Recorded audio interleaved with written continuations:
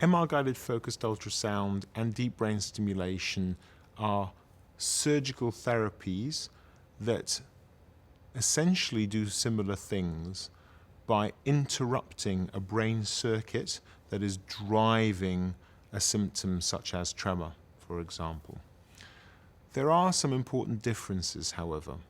To perform a deep brain stimulation operation, one needs to make incisions within the scalp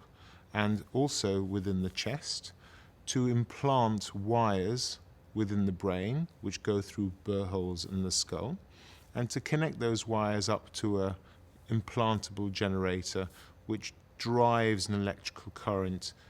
to those contacts deep within the brain, and that electrical current blocks abnormal information as it flows through the brain and drives the symptoms such as tremor.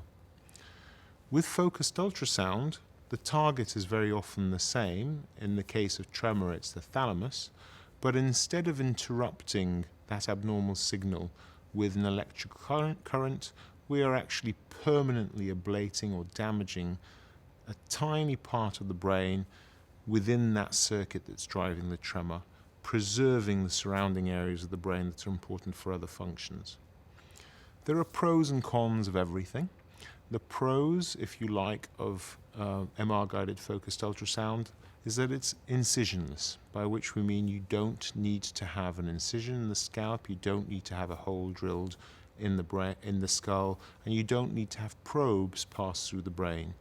So a number of risks are totally avoided, such as the risk of infection,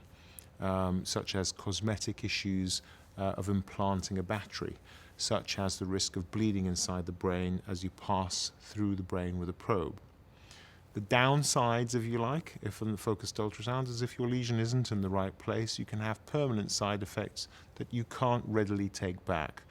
which, for example, with deep brain stimulation, if your electrode is in the wrong place, you can always switch the stimulation off if you don't like the side effects. But of course, if your intervention is accurately placed, then that isn't an issue.